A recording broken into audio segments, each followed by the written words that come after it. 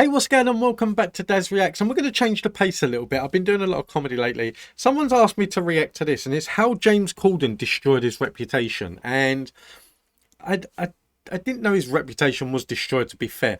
I know that people looked at, like, when he was in the Cats movie and they were like, really, what the hell? And then he started doing the Late Late Show and, like, certain things came up from that people... But I didn't know his reputation had gone down that much. So I'm looking forward to, like, watching this and listening to this and seeing what they have to say. And it's probably going to be, if his reputation's been destroyed, it might be things that he's said or things that he's done in his talk shows and that, or in other films. But I'm looking forward to it. I don't really know much about him. I know that he's a West Ham supporter, so well done, snap. But and I know obviously he done Gavin and Stacey here, but apart from that, I did see him in Little Britain the other day. He was in the only gay of the village. He was in one of them sketches.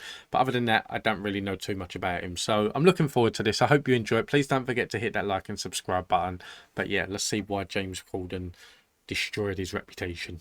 For his decline began when people started to realize that James Corden was a completely different person when he wasn't on camera. As an actor and the main host of The Late Late Show, James presents as a happy, polite, easygoing comedian whose goal is to simply make the audience laugh, although there's a mountain of evidence showing that in his private life he's the exact opposite to this, with his rude nature developing after he first became famous back in 2008. As a result of his excellent performance on a British TV show called Gavin and Stacey, James would win the British equivalent of an Oscar, although accompanying this award was an ego boost that began to get out of control. You can start to think you're perhaps a bit more of a dude than you really are, and that very much happened to me. You know, I had a swagger in my walk. As mentioned, James Corden's sudden explosion into fame led him to believe that he was more of a dude than he really was, which would eventually translate into him treating everyone around him like garbage. James explained that as 2008 wore on, it got so bad I was being rude to my agent, and I even started being rude to Ruth. If I was in company and the conversation wasn't revolving around me, I would just switch off.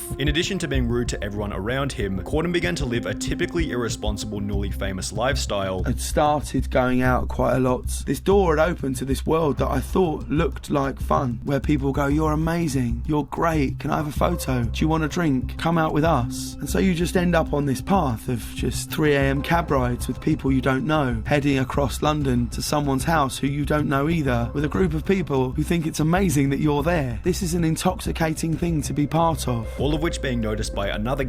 Problem is that when it is the case that, like, when you reach fame, that there's you can either do it that you get that fame and you carry on like it's nothing, or it goes to your head. And it seems like in James's case, it went to his head and he didn't know how to control it. And like for that instance, like, you walk into a room, you expect the conversation to revolve around you, and like you're rude to other people. Before you hit that fame, you wasn't rude to them, and you're doing things out of the ordinary. But the problem is that, like, it will come to a point where the fame doesn't die down, but you grow up. But by that time, you've already done the damage, so it's very hard to actually go back. So people are just going to be looking at you as this like tosspot, this prick whose fame has gone to his head. And now there's no way back, because like you've burnt your own bridges with these people. So yeah, I can understand that part. Gavin and Stacey actor Rob Brydon, who explained that when he first met James Corden 6 years prior, he was very impressed by him, yet after winning the Oscar award, James Corden was on a roller coaster. This boy from High Wycombe, and he's suddenly enjoying the fruits of his success, and he just lost his way for a bit. He was burning the candle at both ends and becoming ratty and irritable. James Corden claimed that his streak of irresponsibility came to an end after attending 18 months of therapy, although even after this, there were still countless examples of him treating people like garbage. For example, James Corden stated in a BBC4 interview that he needed to bully his way to the top of the media world, which can be observed in certain events, such as the time he'd get into a public argument with another incredibly respected actor, Patrick Stewart, whilst on stage. When the presenters are up here and when the recipients are receiving their awards, don't stand at the back of the stage with your hands in your pockets, looking around as though you wished you were anywhere but here. Oh, you couldn't be more wrong, sir. And if it looked like that, I'm so sorry. But when you come up and present an award, just get on with it. After Patrick Stewart would confront James about looking disinterested during the presentation, the argument would escalate in front of everyone. Sorry, I'm waiting for the punchline. Go on. No, seriously, go on. Okay. No, go on. Yeah, that's the thing. Like, Patrick Stewart, he's a TV legend and he's a movie legend and things like that. And like James Corden in this situation, like I would have probably had security coming up and just getting him off that stage. It is the case that for any award, that's the reason why at award shows you as a presenter, you present that award and then you piss off. You get out of the shot. You don't need to be in the shot no more. You've done what you need to do. This is now Patrick Stewart's time. You need to just get the hell out. And yeah, you can't just stand behind arms crossed and things like that. Yeah, it's that Patrick Stewart should have just headbutted him.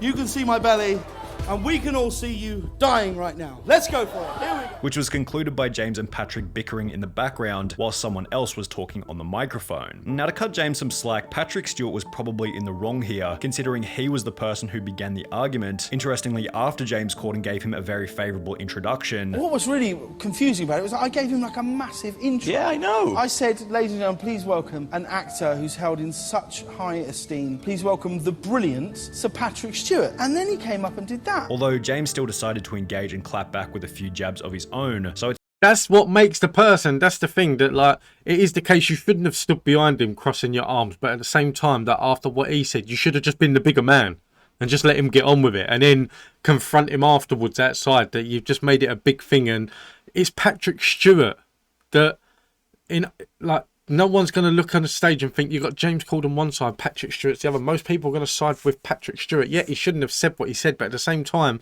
you shouldn't have been behind him looking bored shitless. it's safe to say that he also had some degree of responsibility. Oh yeah, he did. There are other examples of similar situations where James has acted rudely, however, only after being provoked by someone else first. Countless paparazzi videos show James walking through Los Angeles looking quite angry and disinterested, although having a camera involuntarily shoved into your face probably doesn't facilitate the best environment for a good mood. There was also the time when Ant and Dec played a prank on James Corden, attempting to make him late for work, although considering they were literally going out of their way to make him angry, James probably gets another pass here. However, when James Corden would post one of the most I have seen that. I've seen the Ant and Dec prank on James Corden. I reacted to it on this channel, and I remember watching it, and he looked in that moment that he is someone that can go 0 to 100 like that. He looked pissed. He looked like he was ready to just go at anyone and everyone. brutal Reddit Ask Me Anythings in internet history, 3 fan interactions were highlighted, which James had absolutely no excuse for. Hey James, you won't remember me, but me and my friend sat at a table next to you and Harry Styles plus some others in Manchurian Legends in London's Chinatown about 6 years ago. We didn't bother you, but you were a massively entitled dick who yelled and treated the wait staff like shit, and when one of my party politely suggested you calm down, you got really aggressive and threatening. So my question is this: why did Harry seem so cool while you were such a massive throbbing bellend? This post was followed by another which read, I went to a James Corden live recording a while back. He had nearly zero interaction with the audience before/after the show and was on his phone entirely during commercial breaks. I guess that's his prerogative. He may have been having a bad day. I also realize it must be difficult to be on all the time, but I remember being extremely disappointed. By comparison, I've been to a Jimmy Fallon recording and a Letterman recording, and I can say with full conviction that those guys really seemed like they cared about their audience and worked their hardest to entertain them, even while the cameras weren't recording, which was followed by one final anecdote. I don't know how you could do that, like, as a presenter. It is the case that, like, if you go to commercial breaks can be anything like 3 to 5 minutes. So as a presenter, you'd think that's a time where you would interact with a crowd and just, like, a little chin wag. The cameras are not rolling and you can just be yourself and you're not reading from a teleprompter or whatever. So to sit there on your phone for, like, 5 minutes and the audience just sitting there thinking, well, this is just great, isn't it? Yeah, no, I don't, no.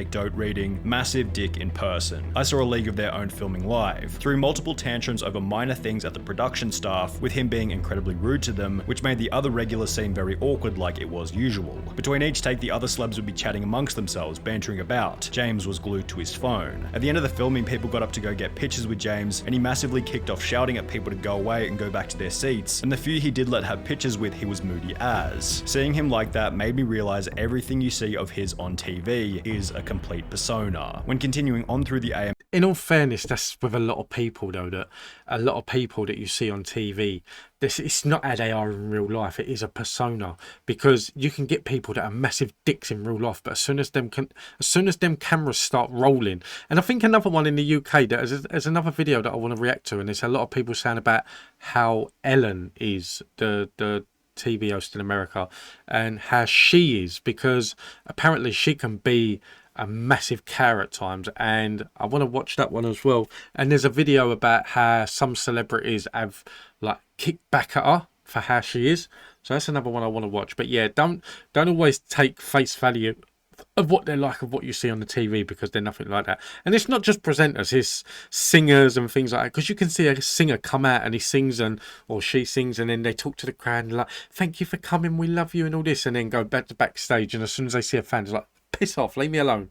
They're like, you got what you want, now just leave. So yeah, it is a persona that they need to have. You can't come out a moody ass bastard and expect people to sit and want to watch you, so you need to have that persona.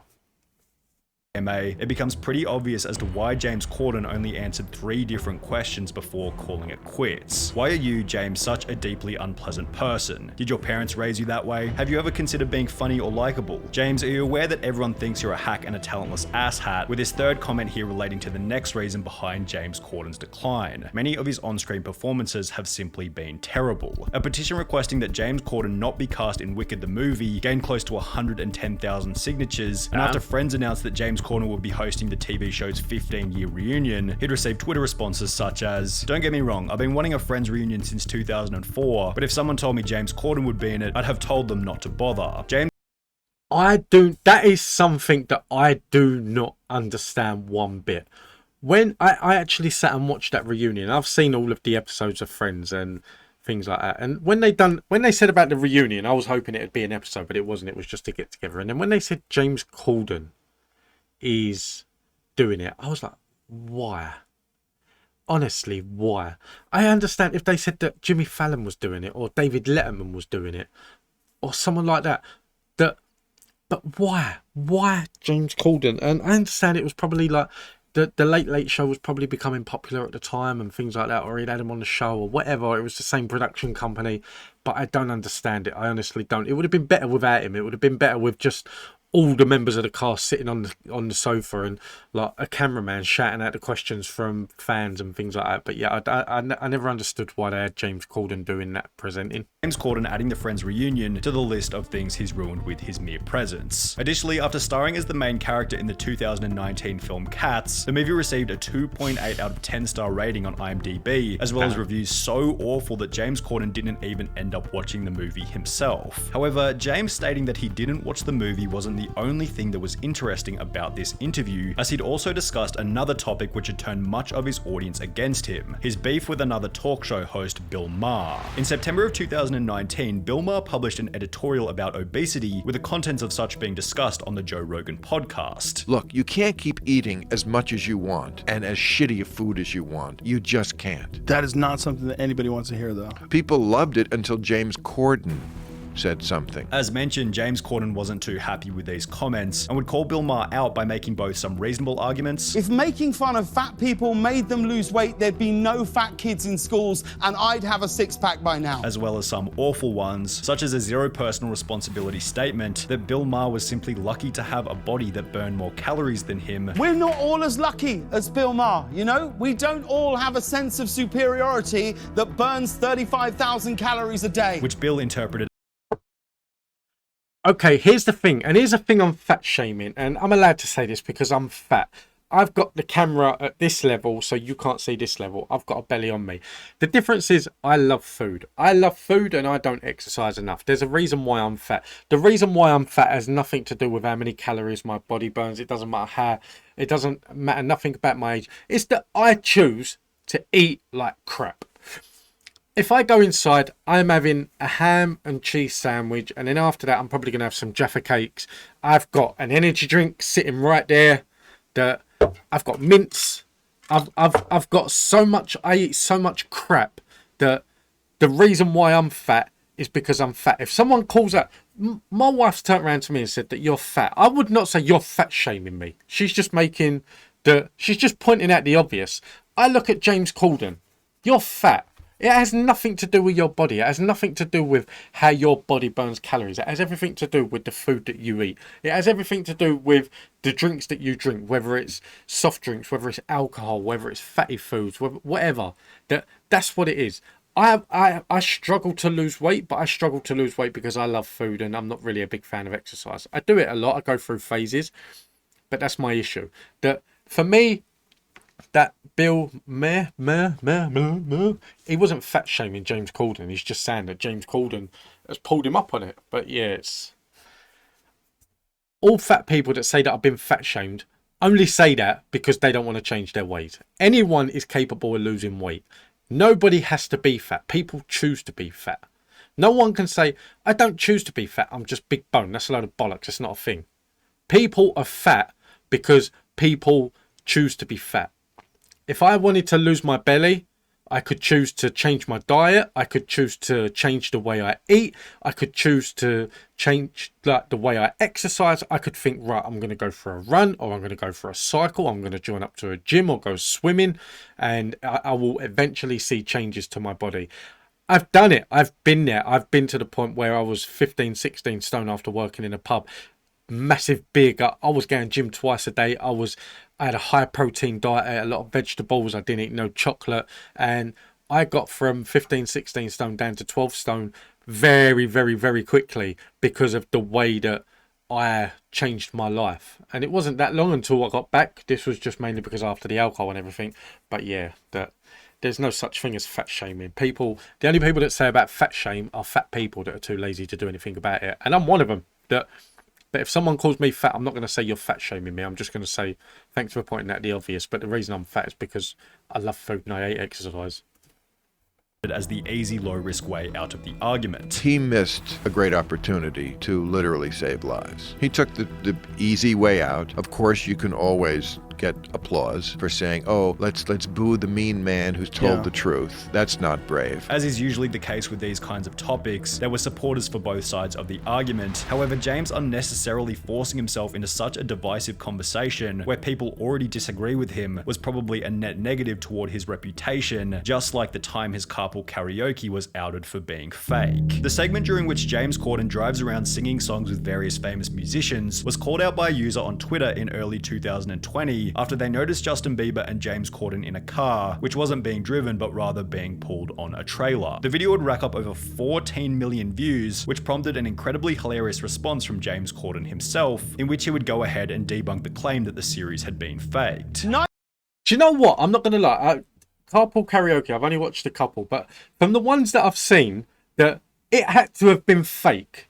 Because it's the case that he could be sitting there like driving, and then all of a sudden he's talking to the passenger, and he could be talking to him for like 20-30 seconds without looking at the road, and then he's singing and he's trying to hit these high notes and he's looking up and things like that. Now we're told, don't have your music loud in the car because it's a distraction, and it is the case. There's been times that you can, like, I've been in the car driving, I thought, let me just change this song, and within a second I went, whoa, like, I should have kept my eyes on the road. That it had to have been fake. It couldn't.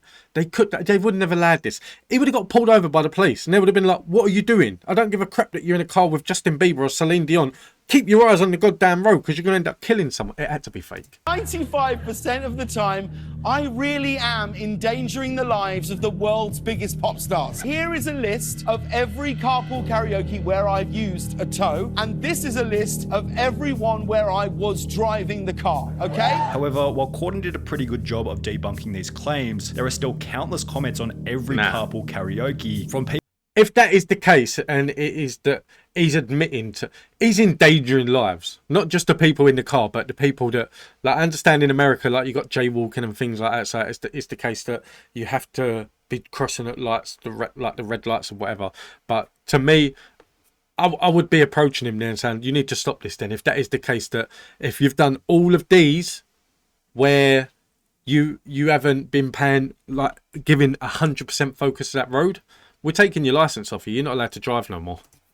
people who never saw the debunk calling the videos fake. This all feels so fake when you know he's not actually driving. Fake news, James isn't actually driving. James Corden, stop cheating people with your carpool karaoke. Can't believe all these celebrities put up with this fake show. Next time at least drive the damn car. It seems like even when James Corden is in the right, his audience selectively decides that he's still in the wrong, which has also been speculated as part of the reason behind his recent announcement that he's leaving the public spotlight. On the 29th of April 2022, James Corden would upload a video to his YouTube channel titled James Corden Discusses His Late Night Future, in which he'd announced that he'd only be hosting the show for one more year. I've decided to sign for one more year on the show, and that this will be my last year hosting the Late Late Show.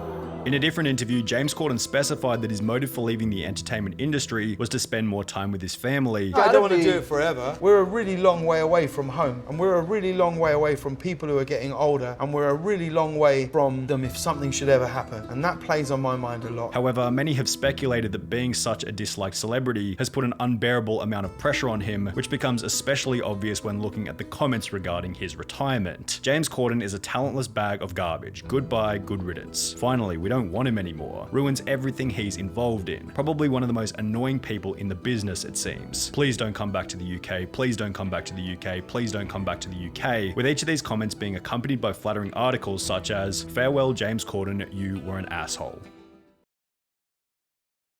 Okay, so here's the thing that I understand from watching this video how he's ruined his reputation, some of the things that he's done. But here's my opinion on James Corden. I like James Corden.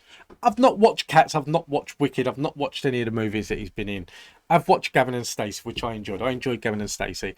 I've watched a couple of Carpool Karaokes, but not that much to judge the show. I've seen him do the drop the mic part, which I've enjoyed. And I've seen him do other things, like for comic relief when he done it with the England team and things like that. From what I have seen of James Corden, I like him. I do. I do like James Corden.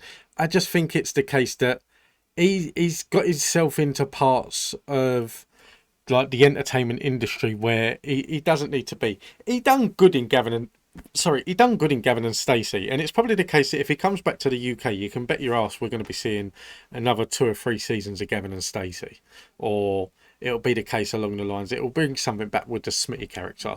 But I don't know. He's not going to come back here and host a talk show because it's the case. You got Jonathan Ross, you've got Graham Norton and things like that. You're not going to be able that's already taken, so it'll either be that or he'll end up as a judge on like The Masked Dancer or The Masked Singer or Britain's Got Talent or something like that. But I don't know, his reputation got destroyed based on this video. Obviously if everything in this video is true, that he has ruined his reputation. But I don't know, I think it's a decline from when he first made it, when he first started getting the popularity and the fame. He probably burnt a lot of bridges then, and then he went to America and the Late Late Show. It is popular. If he's been doing it for 8 years, no one does anything for 8 years and you're disliked for 8 years, so he must have his fans. And you even heard the audience when he said that he's going to stop doing it. You heard the oh. So he has got his fans, and he's probably earned enough money anyway to retire early. But the thing is, he'll come back here and he'll do things here, and I'm not going to sit here and say, oh, he's a tosser, he's a prick or anything like that, because he's not. I don't know him. I don't know enough of his career to make that assumption. But I enjoyed watching this video. I've been watching a lot of comedy on the show, so it was nice to have a little bit of a change of pace and things like that. And I'm going to do more videos like this. I am, because he is a comedian, so you're reacting to a comedian just in a different kind of way. But anyway, I'm rambling on. I hope you enjoyed this. If you did, please don't forget to hit that like and subscribe button. I will be uploading daily. And if there's anything you want me to react to, let me know in the comments down below, and we'll get round to doing it. But until the next time, take it easy and have a nice day.